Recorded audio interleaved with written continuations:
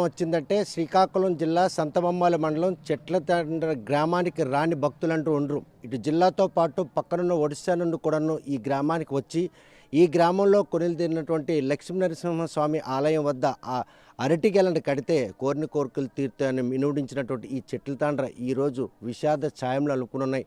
రాజేష్ అనే ఆర్మీ జవాన్ ఈరోజు జమ్మూ కాశ్మీర్లో డోడ్రా సరిహద్దుల్లో ఉగ్రవాదుల దాడిలో తూటాలికి బలి మృతి చెందిన వార్త మాత్రం ఈ గ్రామస్తులను కలిసింది. చుట్టుపక్కల ప్రాంతం వాసులందరూ రాజేష్ అకాల మరణాన్ని మాత్రం ప్రతి ఒక్కరూ బాధిస్తున్నారు. ప్రస్తుతం వాళ్ళ ఇంటి దగ్గర మాత్రం కన్నీటి పర్యటనవుతున్నారు. తల్లిదండ్రులు రైతు కూలీలు, తల్లి తండ్రి కష్టపడి ఇద్దరు కొడుకులని పోషించుకుంటూ వస్తున్నారు. చదువుపై అటు సైన్యంలో చేరాలన్నటువంటి చిన్నప్పటి నుండి తన తాలూకా ఆశయ సాధనలో భాగంగానే 2018లో ఈ ఉద్యోగం సంపాదించుకు 6 ఏళ్లుగా ఆర్మీలో రాష్ట్రీయ రైఫిల్ దళంలో ఉంటూ నిన్న జరిగినటువంటి తెల్లవారుజామున కాల్పుల్లో వీరోచితంగా పోరాడి బుల్లెట్ గాయమై ఘటనా స్థలం చనిపోయారు. ఈరోజు రాజేష్ మృతదేహం వస్తుందన్నటువంటి గ్రామస్తులు అందరూ కూడాను కన్నీటి పర్యటనతో గ్రామానికి సెలవుకు వస్తే మాత్రం చిన్న పెద్దలతో కలిసి అందరినూ కూడాను ఆప్యాయంగా పలకరిస్తూ అందరి మన్ననలు పొందినటువంటి రాజేష్ ఇప్పుడు లేరన్న విషయం మాత్రం అందరినీ బాధిస్తుంది. ప్రస్తుతం వాళ్ళ నాన్నగారు ఉన్నారు. ఇద్దరు కొడుకుల్ని కూడాను కష్టపడి చదివించుకున్నారు. ఈవేళ అబ్బాయి ఈ చేదు వార్త ఎప్పుడు తెలిసింది? నిన్న తెల్లవారు తెలిసింది. తెల్లవారు 6 గంటలు 7 గంటలకు తెలిసింది. తెలిసిన తర్వాత ఇంకేదో దెబ్బలు తగిలినాయి అన్నారు, కానీ ఇంకా చనిపోండి అని చెప్పలేదు. అలాగా మేము కుప్ప కూలిపోయి అలాగా మరి ఏడు చేస్తాము, మనకి ఏ వార్త లేదు, మనకి ఏడు తెలదు. అలాగే మా ప్రెసిడెంట్ గారికి అడిగితే వస్తాను లేరా, బాడీ బాగుంది లేరా అలాగే ఇలాగ అన్నారు, కానీ నువ్వు చనిపోండి అని మాత్రం మాకు తెలదు. చనిపోండి అని నిన్నటికి తెలిసింది. నేను సాయంత్రంకి ఇలాగ తెలిసింది. రామ్మోహన్ నాయుడు గారు ఫోన్ చేశారు. కూలీ నాలి చేసి కొడుకుల్ని చదివించావు, ఉన్నత చదువులు చదివించాలనుకున్నావు. కేవలం మీ కష్టాన్ని తీర్చడానికి ఈవేళ ఆర్మీలో చేరారా? మా కష్టాన్ని తీర్చడానికే చేరినాడు. అంతవరకు మేము ఎక్కువ చదువులు ఇంజనీరింగ్ చదివిన స్థాయి మరి కాదు. మా అమ్మలు ఏదో చదివి ఇంటర్మీడియట్ చదివినాడు. ఇంటర్మీడియట్ చదివేసి అలాగే వెళ్ళిపోండు. అలాగా నేను ఆర్మీకి వెళ్తున్నానంతే, ఎక్కడికి వెళ్ళి అదే మన పోస్కరణ అవుతుంది కదా అంతే వెళ్ళిపోండు. అలాగే వెళ్ళాడు, అయిపోయాడు. రూపాయి అయినా కట్టలేదు, ఆడికైతే కాడ అయిపోండు. నాకు అక్కడ రూపాయి కట్టడానికి కూడా డబ్బులు లేవు. అలాగ అయిపోయిన తర్వాత సంతోషించి ఆ భగవంతుడు నమస్కారం చేసుకున్నాము. అక్కడికి ఇలా చేసింది దేవుడు అంతే. 6 సంవత్సరాలు అయింది సర్వీస్కి వెళ్ళి. 3 నెలల క్రితం సెలవుకి వచ్చారంట. త్వరలో కొడుకు పెళ్లి చేయాలన్న ప్రతిపాదన కూడా మీరు అబ్బాయితో మాట్లాడారు? ఇల్లు కడతామా నాన్న, పెళ్లి చేసుకుందామంటే ఇల్లు కడిన తర్వాత పెళ్లి చేసుకుని చిన్నోడికి ఏదో ఒక చూద్దామా, ఒక కంపెనీ ఏదో ఒకటి చూద్దాము, ఆ జాబ్ అయిన తర్వాత చేసుకుంటున్నానా, ఇల్లు కడుదాంబా తర్వాత చేసుకుందామా అని చెప్పాడు. అయితే నీ ఇష్టం, నాకు పెళ్ళి అయ్యింది అనుకో, నీ పెళ్ళి ఆడాను అనుకో, తమ్ముడు మరి గాలిలో వదిలేయడం అయిపోద్ది, నాకు పెళ్ళి వద్దు, ఆడు ఏదో దారిలోకి వచ్చిన తర్వాత పెళ్లి చేసుకుందామా, చేసుకున్న తర్వాత ఇద్దరం నాకేంటి పోతే నాకేంటి అన్నట్టు గుంటే మీరు ఎలాగ ముందురు, కానీ మేము ఏదో చేస్తే మంచి మీద రూపాయలు తోలితే నీకు నాకు సరిపోద్ది అనేసి అన్నారు. అలా సంతోషించి ఉన్నాము.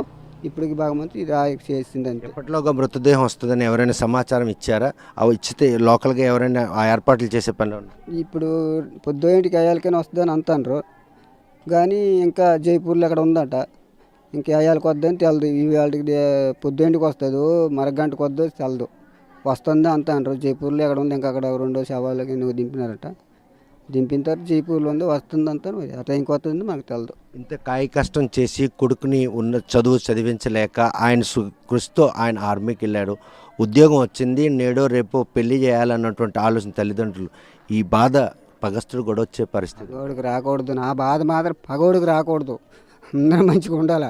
ఎందుకంటే నేను పడతాను, నీ కొడుకు కోత ఎదుటిన్నోడికి మాత్రం రాకూడదు. నా బాధ మాత్రం ఎదుటిన్నోడికి రాకూడదు. నా కష్టజీవులకి రాకూడదు. కష్టపడ్డాము, చదివించినాము, కూలీనాలు చేసి చదివించినాము, పయ్యేజుడు అయినోడు తింటాము, నోటి మీద కొత్త తిన్నాము, అంతడు కూడుతూ వచ్చేసింది భగవంతుడు. మరి అంతకన్నా నేర్చు చెప్పలేను. దేశ రక్షణలో భాగస్వామి, ఈ దేశం కోసం కన్నులు చివరి శ్వాస విడిచిన కొడుకు ఈరోజు ఒక అమరవీరులుగా మిగిలిపోయారు. ఆ సంతోషం కంటే కొడుకు సంతోషము మన చేతులు చచ్చిపోతే ఏడ్చేయలేము. ఎలా కాలు జారిపోయి చచ్చిపోయినా, పడిపోయినా, ఒక యాక్సిడెంట్ అయిపోతే ఏడ్చేయలేము. దేశం గురించి చచ్చిపోయినా గర్వించుకుంటున్నా, అంతకన్నా ఆనందం లేదు. 10 మందికి బాగుపెట్టి చచ్చిపోండు, అంతకన్నా సంతోషం లేదు. ఫోన్లో భగవంతుడు ఆ ఆరాస్వామిని తీసుకెళ్ళిపోయింది, 10 మంది కాపాడాడు. సంతోషం ఏదైతే అదే కానీ ఆ భగవంతుడి దీవెన మరి ఇంకే చూస్తే కనుక కాయ కష్టం చేసి ఇద్దరు కొడుకులను చదివించే స్తోమత లేనప్పటికీ కూడా రాజేష్ మాత్రం ఎట్టి పరిస్థితుల్లో కూడా చదువు కంటే ఈరోజు కొలువు సాధించాలి, తల్లిదండ్రులకు మాత్రం బాగా చూసుకోవాలనే తపన స్వయం కృషితో ఎదిగి ఈరోజు ఆర్మీలో ఉద్యోగం సంపాదించి 6 ఏళ్ళు కావస్తున్న నేపథ్యంలో కొడుకు పెళ్లి చేస్తామని తల్లిదండ్రులు ప్రపోజల్ పెట్టినా కూడాను తమ్ముడున్నాడు, తమ్ముడికి ఉద్యోగం వచ్చిన తర్వాత తాను పెళ్లి చేసుకుని తల్లిదండ్రులు చెప్పారు. అయితే ఈరోజు తన కొడుకు చేతికంది వచ్చినటువంటి కొడుకు లోకాలకు వెళ్ళిపోయినా కూడా దేశం కోసం అసలు బాసినటువంటి తన కొడుకు మాత్రం చిరస్మరణీయంగా భౌతికంగా లేకపోయినా కూడాను తమతోనే ఉంటారు. ఆ ఏ ఆశయం సాధన కోసం అయితే ఆర్మీలో చేరారో ఆ ఆశయం ఆయన ద్వారా నెరవేరినందుకు ఉగ్రవాదుల తూటాలకు బలైనటువంటి రాజేష్ మృతి మాత్రం ఈరోజు చెట్లతాండ గ్రామంలో ప్రతి ఒక్కరిని కూడా కంటతడి పెట్టిస్తుంది. ఒక రైతు అంటే ఒక కూలీ ఇంట పుట్టి ఈరోజు అంత ఘనత ఆర్జించినటువంటి రాజేష్ మంది ఘనమైన నివాళులు అర్పించేందుకు సన్నాహాలు చేస్తున్నారు. మరోవైపు స్నేహితులతోనూ పెద్దలు చిన్నలతో కూడాను సెలవుకు అందరితో సరదాగా ఉన్నటువంటి రాజేష్ ఈరోజు ఇటువంటి దుర్మరణం పాలు కావడం వల్ల చెట్లతాండ గ్రామస్తులు అందరూ కూడాను ఆవేదన పడే పరిస్థితి. ఈ అబ్బాయి గురించి ఏంటి తెలుసమ్మా? ఏడు తెల్ల కడుపు మంటకి వచ్చిందని ఆనందించి వెళ్ళారు. కాలా కొరుకెనక వచ్చింది, కష్టపడిన వాళ్ళు ఏటి లేదు. వాళ్ళు ఒక ఆ పిల్లడి నుంచి ఆ తల్లిదండ్రులు ఎండిపోయానా కూలి చేసుకొని బతికి నీరస అయిపోయి ఒక ఇల్లు కట్టుకోలేదు, ఎన్నాళ్ళు అవ్వలేదు, ఒక ఒకరు కట్టుకోలేదు. పుట్టిన నుంచి దేశ రక్షణ కోసం వెళ్తాను అనుకొని వెళ్ళిపోండు. ఆడికి వాళ్ళ కష్టంతో వెళ్ళాడు, తల్లికి పెంచలేదు, తండ్రికి పెంచలేదు.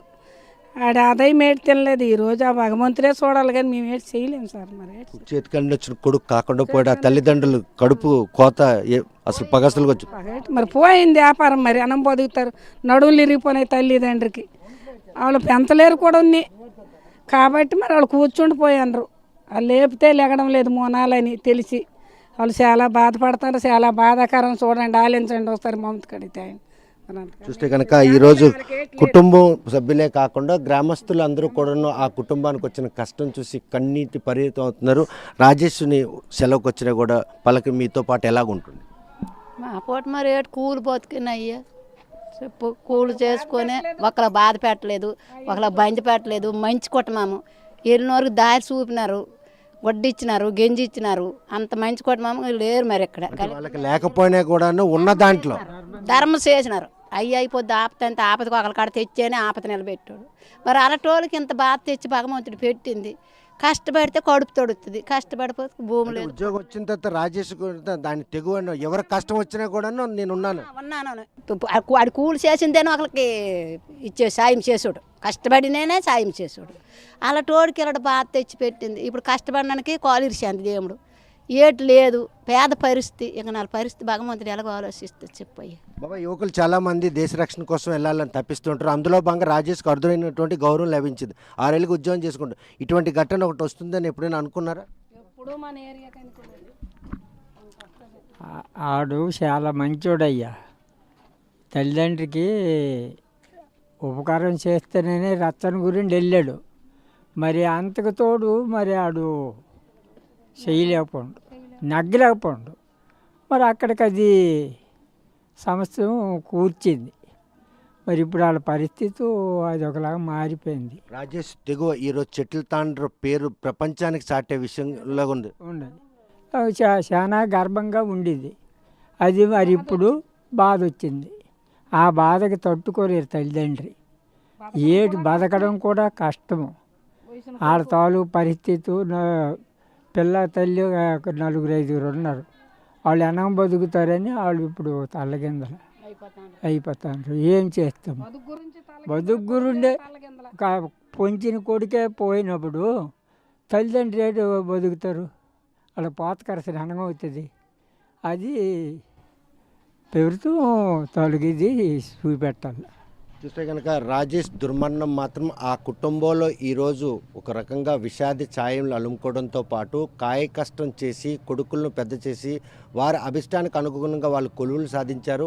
ఇంకా కొడుకు పోషిస్తాడన్నటువంటి ఆ తల్లిదండ్రుల ఆశలు అడియాశలు అయ్యాయి.